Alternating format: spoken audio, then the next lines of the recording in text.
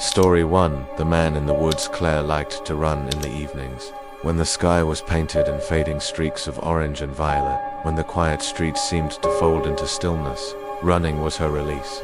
After long days at her desk, she craved the rhythm of her shoes hitting the pavement, the steady pulse of her breath, the illusion that she could outrun everything weighing on her. Her favorite route was familiar, a loop around the neighborhood before curving along the edge of the forest that bordered town. It was a path she'd taken hundreds of times, safe, predictable. She knew every crack in the sidewalk, every overgrown patch of grass, every leaning street lamp. But in early spring, when the evenings were still sharp with cold, that sense of safety began to change. The first time she noticed him, she barely thought twice. He stood at the forest's edge, just beyond the tree line, a tall man in a long brown coat, his posture ramrod straight, his hands folded neatly in front of him. He didn't move. He didn't even appear to breathe. His head was tilted slightly toward her, and though the failing light blurred his features, Claire had the distinct sense that his eyes were locked on hers. She kept running. People had a right to stand where they wanted, she told herself. Maybe he lived nearby. Maybe he was waiting for a dog or a child. She pushed her legs harder until her muscles burned, and by the time she reached home, the memory of him had dulled.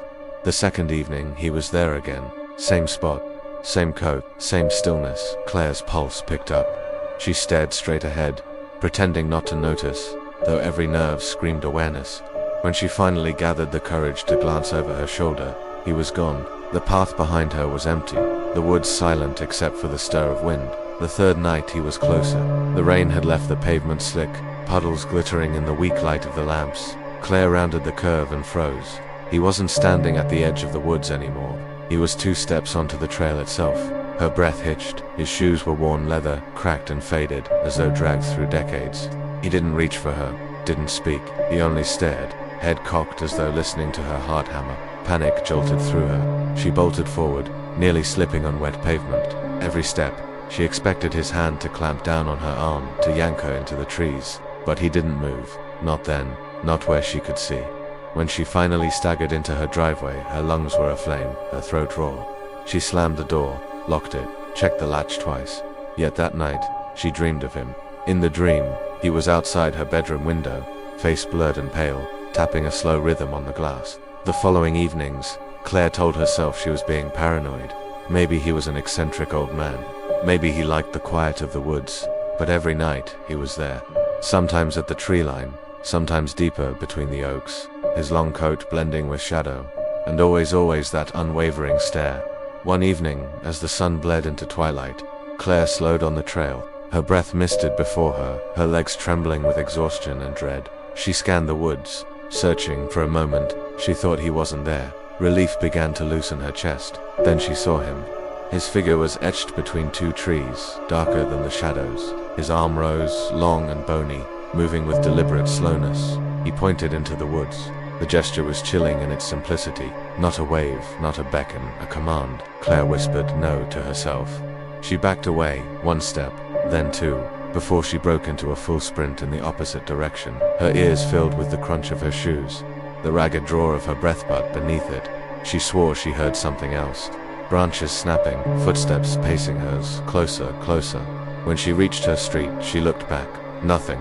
The trail was empty, silent, still. She couldn't shake the sensation that he had followed her home. That night, she barely slept. She woke to faint rattles at the back door, soft enough to doubt, loud enough to fear. She pulled the blanket tight, praying for morning. Finally, after another sighting this time directly across the street from her driveway, she went to the police. The officer who took her statement was patient but unconcerned. Probably just a local messing with you, he said. But when she described the coat, the shoes, the stillness, his expression shifted. Ma'am, he asked carefully, are you sure about what you saw? Yes, Claire said. The officer hesitated. There was a man who jogged that path. About 30 years ago. One night he never came back. They found him beaten to death in those woods. The case was never solved. Claire felt her stomach twist. And you think, this is him? The officer lowered his voice. People say his ghost lingers there, watching, sometimes pointing to where he died. That night, Claire swore she would never run that trail again. She tried a different route, closer to town, crowded with people, but fear clung to her like sweat. Every shadow seemed to hold a figure. Every sound was footsteps behind her. And when she returned home, locking the door behind her, she froze at the window. He was there, standing in the yard, rigid as ever. His pale face lifted toward her, one arm raised, finger pointing at the woods. Claire staggered back, heart pounding. She closed the blinds, but it didn't matter. Even in the dark, even with her eyes shut tight, she saw him, always pointing, always waiting. Storie 2, the silent pursuer. Mark had always been a night jogger. His college days were too crammed with lectures, part-time work, and assignments to leave time for exercise under the sun. At night, though the roads were quiet, the air crisp, and the darkness felt like a shield from the chaos of the day, he preferred the long stretch of rural road just outside campus. It ran for miles without interruption, flanked by tall grass and skeletal trees. No traffic, no people, just silence broken only by the rhythm of his footsteps. The road was perfect until the night he realized he wasn't alone. It began subtly. Mark had gone half a mile when he thought he heard another pair of footsteps behind him. At first, he chalked it up to imagination. The wind played tricks out here, rustling the grass and scattering pebbles across the asphalt. He pulled his earbuds out to listen. There it was again, a dull, steady tap-tap-tap, matching his pace exactly. He slowed. The sound slowed. He stopped. Silence. Mark's skin prickled. He glanced back over his shoulder, but the road stretched out empty behind him, swallowed in shadow. No headlights, no pedestrians, just the faint glow of the moon on cracked pavement. Shaking his head, he forced a laugh at himself. Too many horror podcasts. That's all. He picked up his pace again, determined to shake the unease, but the footsteps returned. This time there was no mistaking them. They weren't echoes, weren't tricks of wind. They followed him, always just a few steps behind, never closer, never farther. When Mark sprinted, they sprinted. When he slowed, they slowed. His throat tightened. He told himself it was another runner, maybe someone training late like him, but who jogged in total darkness without a flashlight, who didn't make a sound, not a cough, not a breath, nothing but footsteps. He risked another look back. A figure stood under the nearest street lamp, half a block behind. It was tall, thin, its body cloaked in shadow. Its face was obscured, as if the light bent around it, refusing to touch its features. It didn't move, didn't even sway, just stood there, watching. Mark's stomach lurched. He turned forward and broke into a run. His legs burned, his chest heaved, but adrenaline pushed him faster than he'd ever gone. He didn't dare look back until he reached the bend in the road where the trees closed in. When he finally glanced over his shoulder, the figure was gone. Relief flooded him, but it was short-lived, because when he turned forward again, he nearly stumbled in horror. The figure was ahead of him now, standing just beyond the bend, waiting. Mark skidded to a halt, his breath fogging in the cold air. His mind scrambled for logic. Maybe it was someone else. Maybe his eyes were playing tricks, but deep down, instinct screamed run. He veered off the road, plunging into the thin strip of woods alongside it. Branches whipped his arms, roots tangled his shoes, but he forced himself deeper, desperate to lose the silent pursuer. The woods swallowed sound. His footsteps crashed through leaves, yet behind him there was nothing. No pursuit, no breaking branches, just silence. He slowed, panting, trying to steady his shaking hands. Maybe he had lost it. Maybe a twig snapped directly behind him. Mark spun around. The figure was there. Not running, not straining to keep up, just there, as though it had been waiting. The shadows clung unnaturally to its form, yet its outline was clear. Too clear. Its head tilted in perfect mimicry of Mark's fear, as though it were studying him. Then it stepped forward. Mark bolted, crashing deeper into the woods. His lungs burned, his legs screamed, but terror gave him speed. He didn't know where he was going, just away, anywhere away. The branches grew thicker, the darkness absolute, yet still he ran. But no matter how far he pushed, he sensed it behind him. Always the same distance, always one step behind. At last his strength gave out. He stumbled into a clearing, collapsing to his knees, gasping for air, sweat dripping into his eyes. He dared a glance over his shoulder. The clearing was empty. No figure, no sound, just the whisper of wind through the grass. Relief trembled through him. He forced a shaky laugh, dragging himself upright. Maybe it had been in his head all along. Maybe something moved in front of him. The figure stepped from the shadows of the trees, only feet away. Up close, its face came into view, and Mark's breath froze in his chest. It was his own, the same jawline, the same messy hair damp with sweat, the same wide, terrified eyes. But the copy was wrong. Its skin was too pale, its lips too stretched into a grin that split its face unnaturally wide. and its eyes black, endless pits that seemed to drink the light. The doppelganger mirrored his trembling stance, then began to jog in place. The same rhythm, the same movements, as if mocking him. Mark stumbled back, shaking his head. No, this isn't real. The thing leaned forward, its grin widening, and whispered in a voice that was his own, but hollow. "Keep running," Mark screamed, forcing his legs to move. He tore through the clearing, through the trees, desperate to escape. But everywhere he turned, it was there. Sometimes ahead, sometimes behind, always keeping pace. When he finally broke free of the woods and onto the road, he collapsed on the pavement, gasping for air, tears streaking his face. The silence pressed in again. And then, from the shadows, came the steady tap-tap of footsteps, perfectly matching his own. Story 3, The Jogger Who Vanished. Saturday mornings were sacred for Sophie and her two closest friends, Emma and Lucas. The three of them had made a ritual out of jogging the lakeside trail that circled their small town. It wasn't just exercise, it was an excuse to talk, laugh, and let the week's worries dissolve under the wide sky and crisp air. The trail itself was beautiful. It curved around a vast lake, the water glittering like glass under the morning sun. Pines and maples bordered the path, their branches spilling into each other above. The only sounds were the soft rush of wind, the crunch of shoes on gravel, and the occasional bird calling across the lake. That morning felt no different until Sophie disappeared. It happened quickly, so quickly that Emma and Lucas would spend months afterward trying to piece together the moment, rewinding it in their minds until it drove them mad. Sophie had been ahead, maybe 15 steps or so. She was always the fastest, her blonde ponytail swishing like a metronome as she pulled them along. She rounded a bend where the trail dipped close to the water, humming to herself, her sneakers drumming lightly against the path. Emma remembered smiling, about to call out a joke. Then she was gone. Emma and Lucas rounded the bend seconds later, expecting to see Sophie just ahead. But the trail stretched out empty. No Sophie, no movement, nothing but the lapping of water against the bank. At first, they thought she'd stopped for a bathroom break, maybe slipped off the trail for privacy. But when they called her name, their voices echoing, no answer came. "Sophie." Lucas tried again, louder. Silence. Then Emma spotted something. On the gravel path, near the bend, lay Sophie's phone. The screen was still lit, a workout app timing her run. Her earbuds dangled uselessly, one tangled in a knot. Emma's heart plummeted.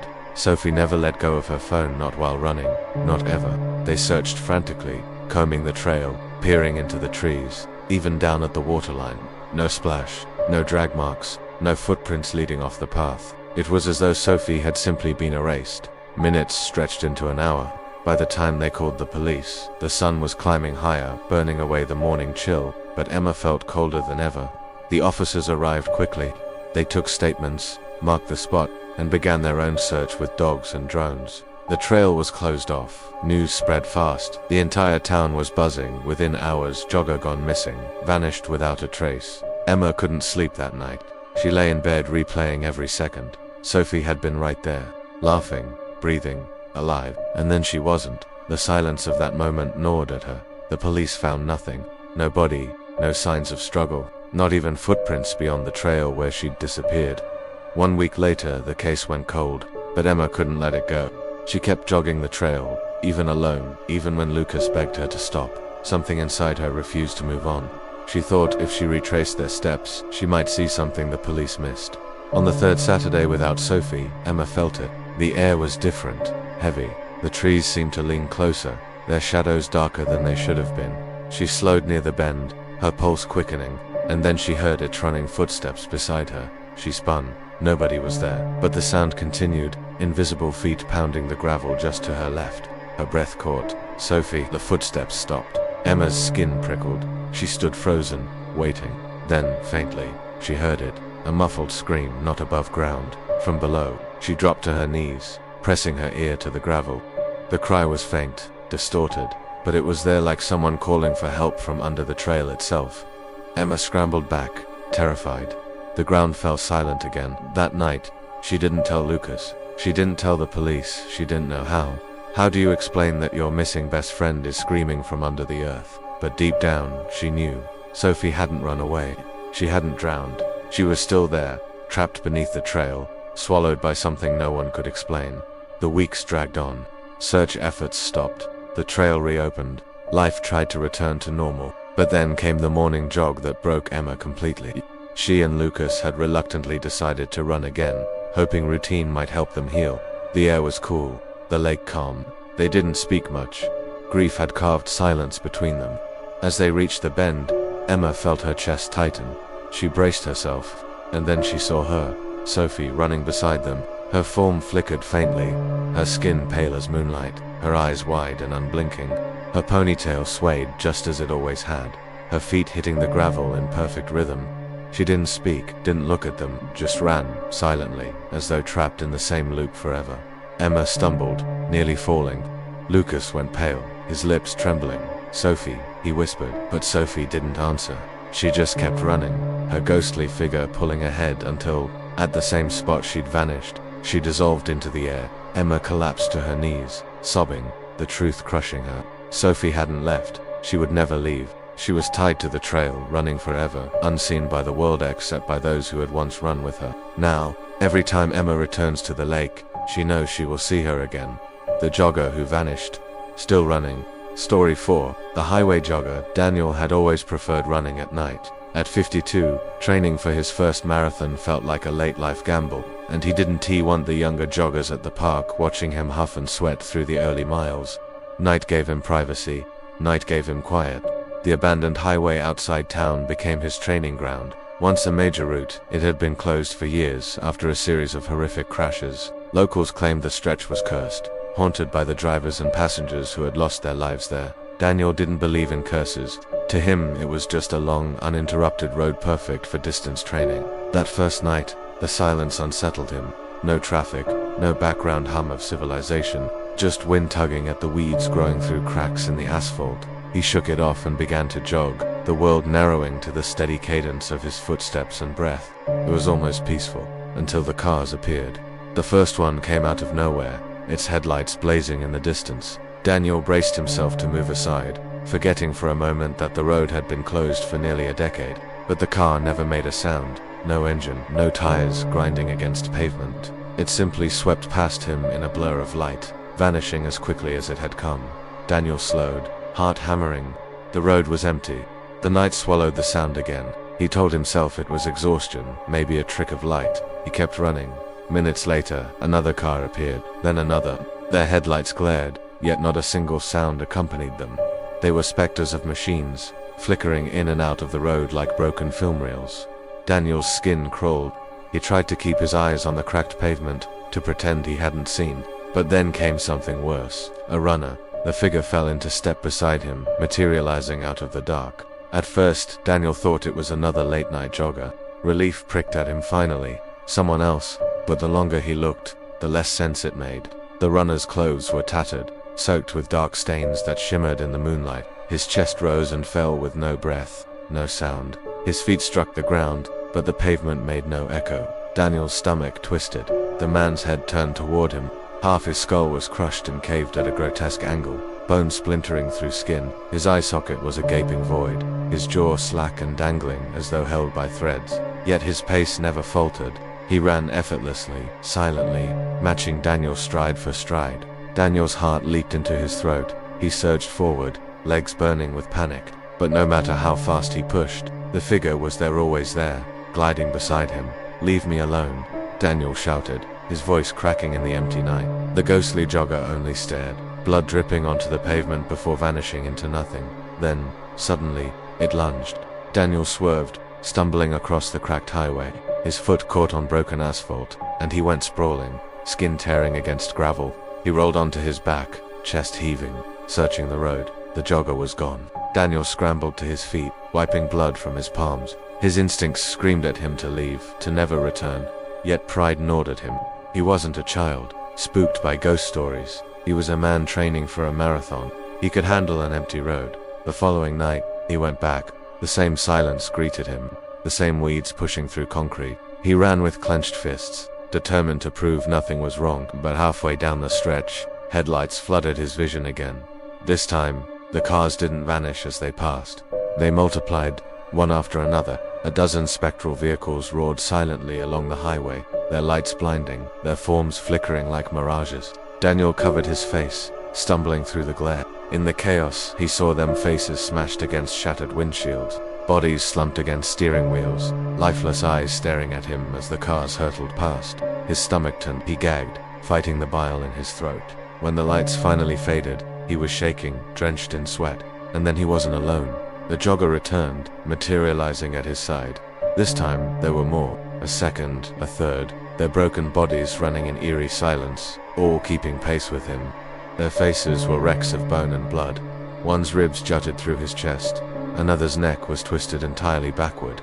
Yet they ran easily, their movements smooth, unnatural, as though death had freed them from effort. Daniel's breath came in ragged gasps. He tried to stop, but when he did, they stopped too, standing in a half circle around him, grinning with mouths full of blood. He turned and sprinted. The pack followed. The pounding of his heart drowned everything else as he tore down the abandoned road. Every time he looked back, they were closer, their ruined faces illuminated by flickers of phantom headlights. He screamed, a raw, broken sound, but no help would come. The town was miles away. No one would hear him. When he finally stumbled into his driveway, collapsing against his front door, his lungs burning, the street was empty. The highway had let him go for now, but Daniel never ran again. He never even walked past that stretch of road. And yet, some nights, as he lies awake in bed, he hears it outside his window, the steady rhythm of footsteps pounding the pavement. Not one runner, many, and in the distance, the flash of headlights. Story 5. The park after midnight. Hannah had never been a night owl, but insomnia had a way of changing people. For weeks she'd tossed and turned until exhaustion gnawed at her bones. One night, unable to stand the silence of her apartment any longer, she laced up her running shoes and decided to jog. The city park was only a few blocks away. During the day, it was full of life, children on swings, couples feeding ducks by the pond, dog walkers filling the paths. But at midnight, it was different. The lamps cast weak circles of light, leaving long stretches of shadow. The air was heavy, carrying the faint smell of damp soil and something metallic. Still, Hannah told herself it was safe. She had run this park 100 times before, familiarity wrapped around her like armor. She started down the trail, her shoes whispering against the pavement, her breath forming pale clouds in the cold. At first, everything seemed normal. The trees swayed, the lamps flickered, and her body eased into rhythm. But then she noticed the swings. They were moving, not gently, as if stirred by wind, but violently swinging back and forth in wide arcs. Yet the night was still. Not even a breeze stirred the leaves. Hannah slowed, unease prickling her skin. She forced herself to keep going, eyes fixed on the trail ahead. That was when she heard it. Laughter, high-pitched, playful, the unmistakable sound of children. But it was wrong. The voices didn't come from any one direction. They slipped between trees, echoed off the empty basketball courts, whispered through the grass. She scanned the shadows, heart pounding, but the park was deserted. "Hello," she called, her voice trembling. Silence.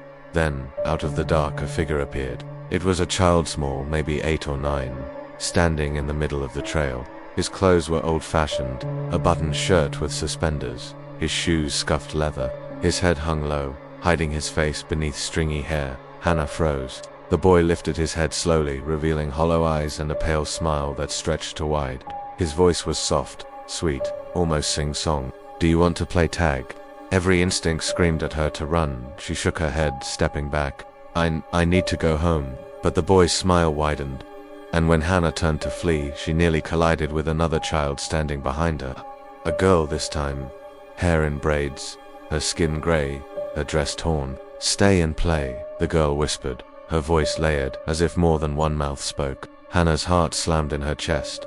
She bolted down the path, pumping her legs harder than she ever had. The lamps flickered overhead, plunging the trail into alternating bands of light and shadow. Every time she passed through the dark, she felt them, little footsteps, pattering beside her, small hands brushing against her arms. She looked left. The boy was running next to her, his feet barely touching the ground, his grin splitting wider. She looked right. The girl kept pace effortlessly, her hollow eyes locked on her.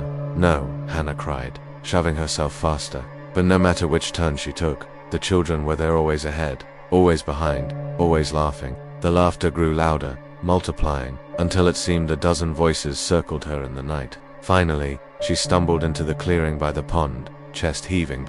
Her lungs burned, her legs shook, but she stopped, spinning wildly. The park was full of them.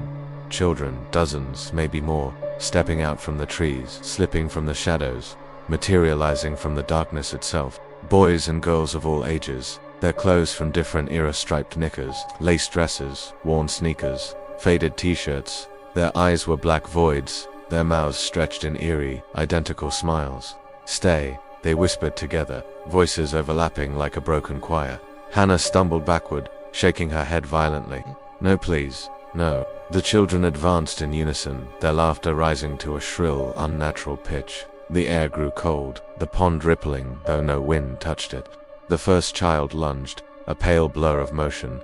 Hannah screamed, spinning to run, but more hands grabbed at her, small fingers digging into her arms, her legs, her clothes. Their whispers filled her ears. "Stay, stay, stay." The world blurred in her panic. She thrashed, clawed, kicked, but there were too many. Their hands pulled her down, their hollow eyes swallowing her reflection. The last thing she saw before the darkness consumed her was the boy's face inches from her own, his smile splitting unnaturally wide, and then The next morning, joggers found Hannah's running shoes neatly placed on the trail near the pond. Her phone sat beside them, music still playing faintly through tangled earbuds, but Hannah herself was gone. The police searched the park, dredged the pond, combed the woods. No trace. Locals whispered about it, adding her name to the growing list of disappearances tied to the park after midnight. Some said the children had claimed her, others said she'd become one of them, and on certain nights, when the lamps flicker and the swings move without wind, runners claim they see her, Hannah, pale and smiling, jogging silently among the hollow-eyed children.